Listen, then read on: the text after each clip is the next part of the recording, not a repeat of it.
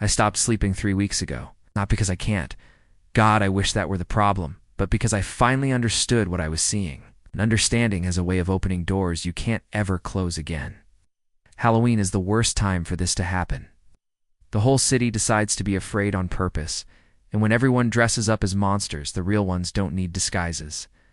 If understanding them draws their attention, and Halloween multiplies the fear they feed on, then staying awake could turn me into a lighthouse for everything that hunts in the dark. My name is Marcus Webb, and I see other people's nightmares. They trail behind the living like secondhand smoke. Most people just inhale it without noticing, but I see the haze. I have to navigate a city that's constantly being weathered by storms no forecast ever mentions. It started small, like a tiny crack in a mirror you pretend isn't there. Flicker on the subway. Shadow that bent the wrong way, that stretched a little too long. I told myself I was just tired, but that only made the flickers multiply. Soon, subway windows started looking like dark ponds, with something paddling just beneath the surface. Elevator mirrors would stretch people into taffy, and the distortion would linger even after the doors opened. It turns out, attention is like fertilizer. Whatever I watered, grew. I was sitting in my usual booth at Lou's Diner, coffee as dark as a corner in a church. Everything seemed normal. But then a businessman sitting across from me looked up from his phone. Leaning over his shoulder was something tall enough to brush the ceiling, like an uninvited memory. It had too many joints, the way a tape measure kinks when you pull it out too fast. Its face was just skin stretched over the idea of a skull.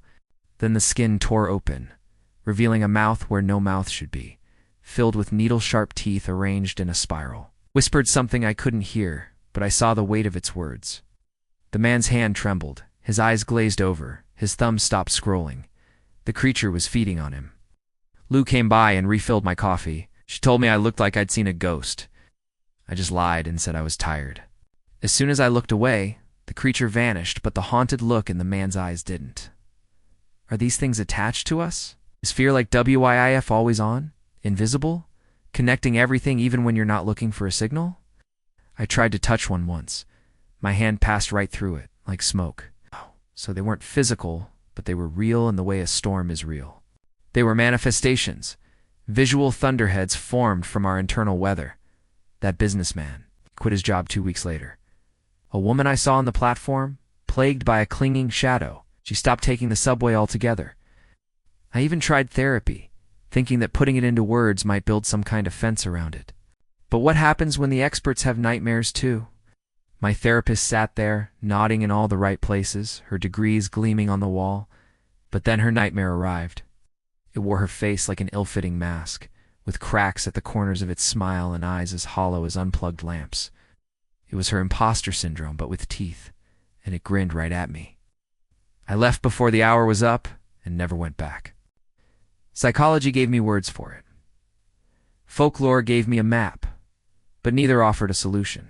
They don't hurt you, not directly. But if the bullet doesn't get you, the ricochet might.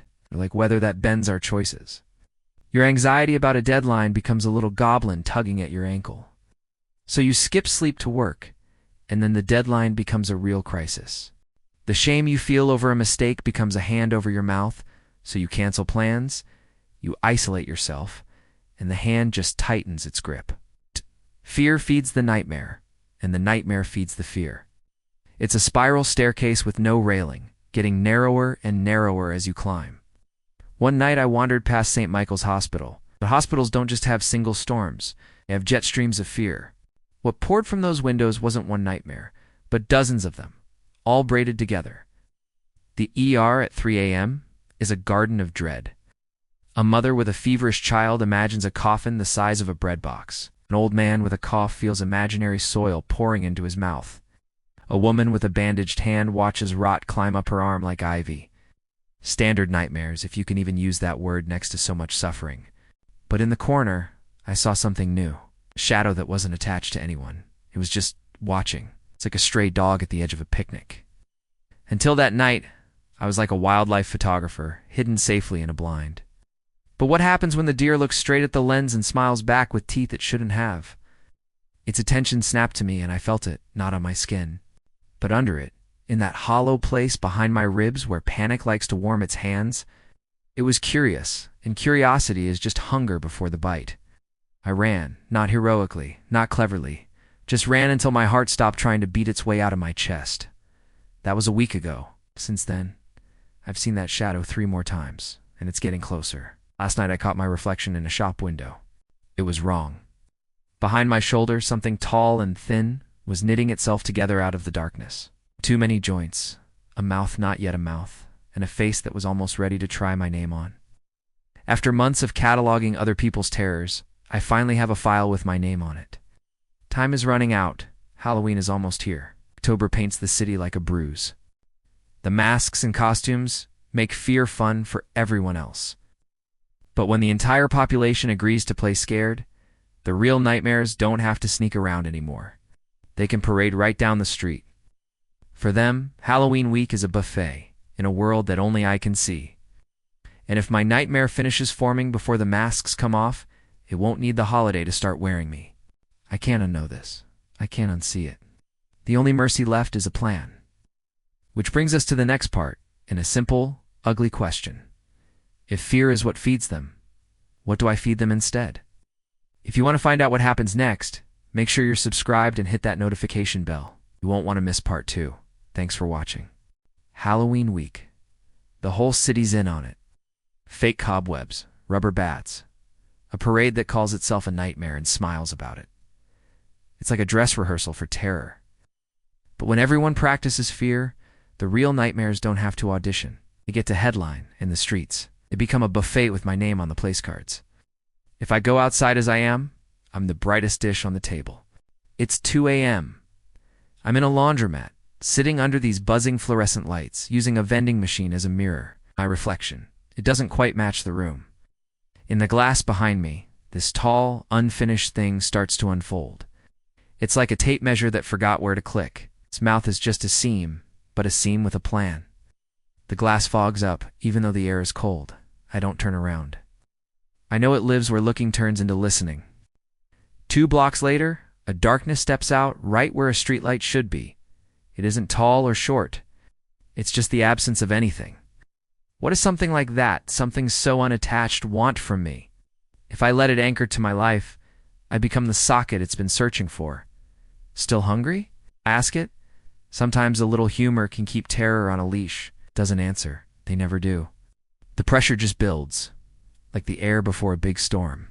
My own nightmare draws closer, the way a dog's ears perk up at a sound I can't hear. The 2 of them triangulate around me, and suddenly, I'm the map. My apartment is way too small for whatever's following me in loneliness. Well, that's a spice nightmares absolutely love, but there's a place. A place where the coffee is always hot and the rules feel older than I am, so I go to lose. If I say this out loud, will I give my nightmare bones? You look like shit, kid, Lou says, pouring coffee like it's a sacrament. I just draw circles on the table with my finger, feeling like I'm tracing a sigil. I see them, I whisper. I figured, he says. Over his shoulder, I can see his own nightmare. It's printing this endless tape labeled Pay Later that wraps around his ankles. He slides a napkin dispenser between us, a little silver barricade. Stop feeding it fear. The tactic is simple. Change the menu. It sounds corny, right? It's like something on a thrift store poster. But if attention is food, then kindness must be calories for a different kind of animal. Maybe I can feed something else. If this fails, I'm just tenderized for the shadow, so I try it. In a church basement support group, a woman is crying into a paper towel. A vulture with a baby's face is perched on her chair. I lean over my coffee and say, just loud enough for her to hear, "You are not a bad mother." The vulture flinches. Later on the sidewalk, a man's suitcase loses a wheel, and his nightmare becomes this ocean of Dr. Scrubs threatening to drown him. I help him lift the bag into a cab. The wave hesitates. At a cafe, a girl whose ankles are literally bleeding worry laughs like wind chimes. I tell her so. The little ankle biter recoiling from her laughter is like salt. The shadow prowls nearby, displeased. I'm learning. Attention redirected is attention denied. I avoid St. Michael's Hospital for 6 days. Avoidance is a diet that just feeds cravings. Fear thrives when you're ducking. So on the 7th night, I go back. If hospitals are high tide, I could drown right where the lights are brightest. There's a small chapel off the main corridor, lit like a city scene from the sky, with all its votive candles. A chaplain sits in the front pew, the lines on her face read as experience, not unhappiness. On her shoulder, a nightmare sparrow pecks at her name tag, trying to pry the letters off. "Look like someone who lost something," she says. "Sleep," I answer. "People pray for that more than anything," she says, and smiles a little. "Light, attention, breath their food," she tells me. It's so simple it has to be true. But if attention is feeding, then I've been a skilled caterer for all the wrong mouths. I need to start rationing. If I miss feed, I'll just train the shadow to prefer me. I lie down on the pew. The door between worlds opens, a feeling like warm wood against my forehead. The diner appears in dreamlight chairs on tables, the coffee machine sighing to no one. My nightmare stands behind me, in a place where behind doesn't exist. It opens its knot mouth and shows me my own name. A collage of everything I've noticed. Lou's hands, the mother's paper towel, the hospital doors, the sparrow's thorn beak. The unattached shadow unmakes the edges of whatever it stands near. The windows blur. Dud. Other nightmares lean toward that blur like grass in the wind. "What do you want?" I ask. "It's asterisk, because you look asterisk." It answers without words. Asterisk, when you look, you make borders. When you name, you give bones, asterisk. "I can't be your battery," I say. "You can be where I am. You can look where I look.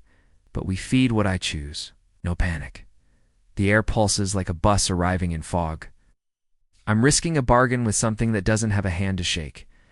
Silence could be a scent, or it could be a trap. I could be leashing a storm, or just teaching it my daily route. I wake up to the smell of wax and old wood. The chaplain is touching my arm. "You're talking," she says. "You said we a lot." She glances just over my shoulder. "It's quieter," she adds. Not gone. Quieter. I walk back into the corridor. A nurse wheels a man past, his nightmare replaying the moment a tire left the road. "You scared?" I ask him. He wants to lie, but he doesn't. "Yes," I nod. It's okay to be scared. The loop stutters, like someone tapped the projector.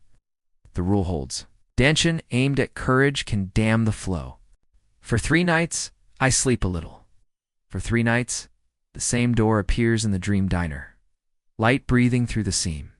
A door is both a tool and a trap. I don't open it. If I open it, the rules might change. But if I don't, I might drown under the weight of rules I can't carry. Here's what I know for now. Light and attention draw lines. They bind things. They don't banish them like chalk circles in old stories. Naming gives bones, and bones give leverage and danger. A label is a handle someone else can grab. You feed what you face, but you also feed what you flee. You have to choose. So I choose where to spend my attention. I carry my laundry. I offer my seat on the bus. I say the true, kind thing when I see it. My nightmare heals like a badly trained dog when I get it right. The unattached shadow lingers like a stain you can't scrub out without peeling the paint. Halloween is tomorrow. The city is rehearsing fear so well it doesn't look like practice anymore. My nightmare's mouth is almost ready to speak, and the shadow is patient. I have 1 night to decide what to feed.